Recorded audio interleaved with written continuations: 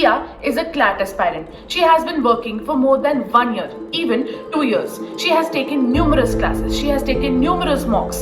She is even studying 8 hours every day. Now that CLAT is so close, Dia is tensed. Dia is scared. Dia is not at all confident about CLAT. What happened to Dia 3 months before CLAT? Hey guys, welcome back, and if you're new here, I am Chia, your CLAT mentor, and today I want to tell you that this video was not at all planned. I had a good conversation, a long conversation with some of my students, and I got to know that they all are tensed, they all are scared, and even some of them have anxiety and panic attacks. And I thought to myself that this is a very shitty thing to do. As a CLAT mentor, I should help all of you, and here I am. I gathered my whole team and came up with the best roadmap for every subject. We call this series The Best 5. In this series, we are going to talk about how to study, revise, solve, analyze, and even reflect. Spoon feeding at its best. This is the first video, and it is concerning critical reasoning. And this is going to be a short video, but yet it will cover everything in critical reasoning. पढ़ाई का सबसे important जो part होता है वो होता है basics. अगर बेसिक्स क्लियर नहीं होंगे तो सीआर तो छोड़ो, मैथ्स छोड़ो, जीके छोड़ो, कोई सब्जेक्ट तुम नहीं कर सकते, इवन इंग्लिश भी नहीं कर सकते. तो सीआर के बेसिक्स से स्टार्ट करते हैं. उसमें यह है कि भाई सीआर दो तरीके से बात करता है, दैट इज स्टेटमेंट के तरीके से या आर्ग्यूमेंट के तरीके से. ये स्टेटमेंट या आर्ग्यूमेंट भी एक तरीके से फर्निश्ड होते हैं, या फिर तो वो प्रेमिस होगा या फिर तो वो कंक्लूजन होगा. कंक्लूजन हम सबको मालूम है कि सिर्फ सीआर में, इंग्लिश की बात नहीं कर रही हूं मैं, सिर्फ सीआर में कंक्लूजन का एक डिफरेंट मीनिंग है. और उसका मीनिंग ये है कि जो रिजल्ट पे या जो एंड तक ऑथर पहुंचना चाहता है उसके लिए काफी सारी चीजों को यूज करता है, उसे कंक्लूजन कहते हैं. वो एक बात जो ऑथर प्रूव करना चाहता है. वहीं जो बहुत सारी चीजें ऑथर यूज करता है इस कंक्लूजन तक पहुंचने के लिए, उन्हें प्रेमिस कहा जाता है. एक नॉर्मल लेमैन लैंग्वेज में इसे रीजंस कहते हैं. There are reasons why you reach to a conclusion. इन रीजंस को किस तरीके से फर्निश किया जाता है उसके भी मैं तुम्हें एग्जाम्पल्स बता देती हूँ, जिसका फर्स्ट एग्जाम्पल ही एग्जाम्पल है.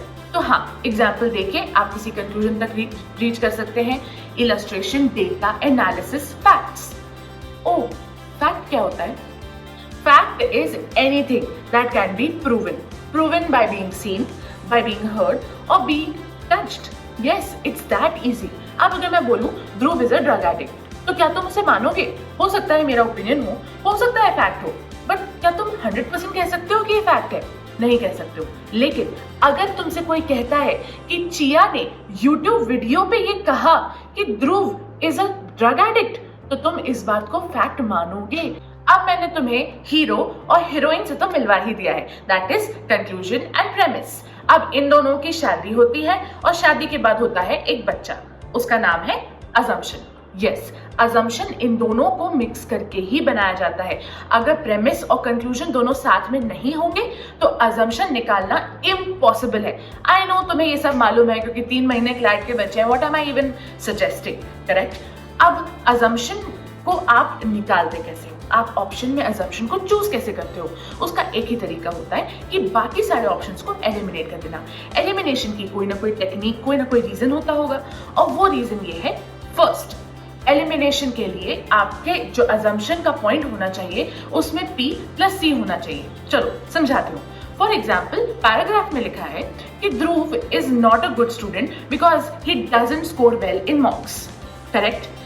मेरा प्रेमिस है that he doesn't score well in mocks, and मेरा कंक्लूजन है that Dhruv is not a good student. पर क्या यही अजम्पशन हो सकता है? नहीं. अजम्पशन होगा anyone who doesn't score well in mocks is not a good student. Yes, ये मेरा assumption होगा.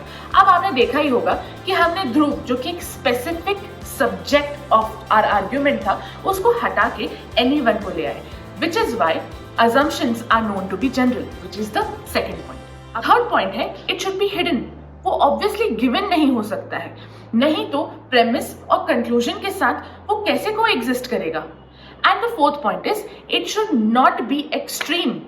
Last but not the least is inference. Inference तो सिर्फ और सिर्फ कंक्लूजन की बहन है, इसलिए उसका जो जीन्स है, जो जेनेटिक कॉम्पोजिशन है, वो बहुत ज्यादा कंक्लूजन जैसा है. मतलब इन्फ्रेंस कंक्लूसिव टोन में होना चाहिए.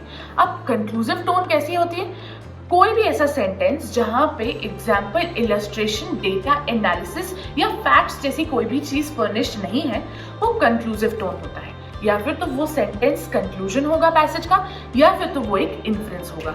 इन्फ्रेंस क्योंकि हुआ है अजम्पशन की, इसीलिए वो भी जनरल होती है, कभी भी स्पेसिफिक बातों के ऊपर डिपेंडेंट नहीं होती है, एंड हिडन होती है. दैट इज आपको उसको एक्सट्रैक्ट करना पड़ेगा.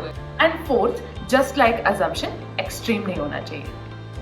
बात हो गई है कि तुम्हें क्या पढ़ना है, दैट इज स्टडी. अब बात करते हैं रिविजन की. आपको कम से कम हर 2 हफ्ते में इन बेसिक्स को रिवाइज करना है. आप चाहें तो बार बार आके इस वीडियो को देख सकते हैं, या फिर आप इस वीडियो को अभी वापस से देख के उस सब चीजों को नोट डाउन कर लीजिए जो मैंने आपको बताया है.